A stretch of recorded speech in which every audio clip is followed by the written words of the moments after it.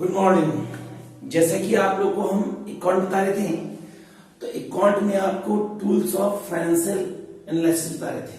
Good. तो financial analysis के तहत आपको बताए थे कॉम्परेटिव इनकम स्टेटमेंट। गुड। अभी जो बताएंगे टॉपिक उसका नाम है कॉम्परेटिव बैलेंस शीट। तो जैसे कि कॉम्परेटिव इनकम स्टेटमेंट होता है कि 2 साल के फाइनेंस को निकाल के एनालाइज करते हैं और निष्कर्ष निकालते हैं कि कौन हमारा साल बेस्ट है। वो हमारा क्या होता है, कॉम्परेटिव तुलनात्मक आय विवरण। नेक्स्ट बताने वाले हैं आपको कॉम्परेटिव बैलेंस शीट। तो फाइनेंशियल एनालिसिस के तहत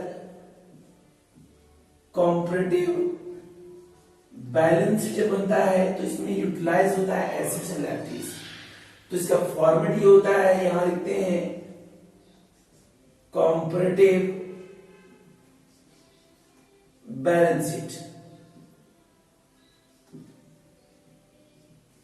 सबसे पहले क्या करते हैं, इसका फॉर्मेट लिखते हैं। तो particular, previous year, current year plus minus और परसेंटेज। यहां भी लिखते हैं particular, previous year 17, current year 18 plus minus 10%। Good. सबसे पहले फॉर्मेट के अनुसार यहां लिखेंगे equity and liabilities, equity and liabilities.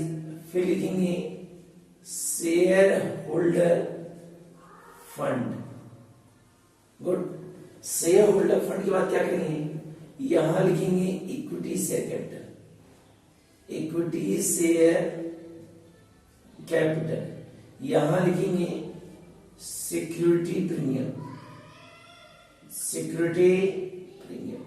यहां लिखेंगे कैपिटल रिजर्व। गुड।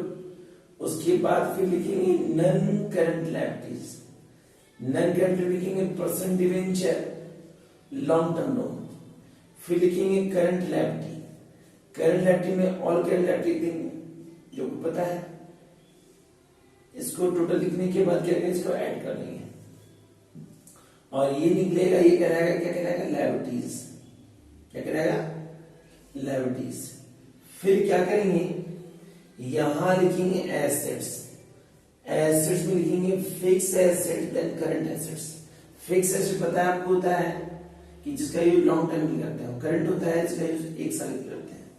तो ये हमारा एसेट्स हो जाएगा। क्या हो जाएगा, एसेट।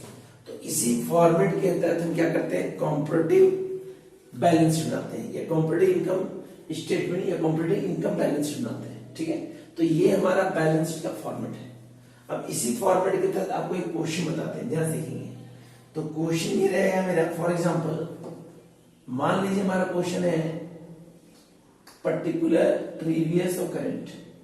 तो पर्टिकुलर 17 देन 18 हमारा क्वेश्चन दिया हुआ है।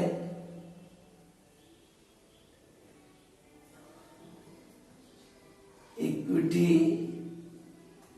Share capital 2 lakh then 3 lakh लिखा हुआ है। Capital reserve 1 lakh then 1,50,000। 10% debenture 1 lakh then 50,000। Good. Creditor 2 lakh then 1 lakh. Good. ये हमारा है लायबिलिटीज, लायबिलिटीज टोटल ये होता है मेरा 6 लाख और ये 3, 4, 5, 6 लाख। गुड। फिर हमारा एसेट के तहत फिक्स एसेट्स है और करंट एसेट्स है। तो फिक्स एसेट दिया है 3 लाख देन 4 लाख और करंट एसेट दिया है 3 लाख देन 2 लाख। ये 6 लाख और ये भी 6 लाख। ये मेरा है एसेट्स और नीचे बोला है फाइंड कॉम्परेटिव बैलेंस शीट। इसी क्वेश्चन के आधार पे हम क्या करेंगे, बनाएंगे कॉम्पिटिटिव बैलेंस शीट। तो इसी फॉर्मेट में आपको बताते हैं कि सॉल्यूशन कैसे करेंगे। गुड। तो सबसे पहले फॉर्मेट खींच लेंगे, खींचने के बाद क्या करेंगे, फॉर्मेट सबसे पहले हमारा इक्विटी लायबिलिटीज लिखेंगे। शेयर होल्डर फंड में इक्विटी शेयर कैपिटल कितना दिया sir, 2 lakh, then 3 lakh. Safety payment तो नहीं दिया हुआ है। कैपिटल रिजर्व दिया हुआ है मेरा 1 लाख, 1,50,000। 10% डिवेंचर जो हमारा दिया है, डिवेंचर वो दिया है हमारा 1 लाख, देन 50,000। और करंट लायबिलिटी में हमारा क्रेडिटर जो दिया है वो दिया है 2 लाख और 1 लाख। ये कितना हो गया, 6 लाख। गुड। एसेट्स में फिक्स और करंट दिया है, प्रीवियस दिया है 3 लाख, करंट दिया है 4 लाख, ये दिया है 3 लाख और ये दिया है 2 लाख। ये हो गया आपका 6 लाख और ये भी कितना हो गया, 6 लाख। गुड। हमने क्या किया, फॉर्मेट के अनुसार जो भी हमारा आइटम दिया हुआ है उसको हम एसेट्स और लायबिलिटीज में पुट आउट करेंगे।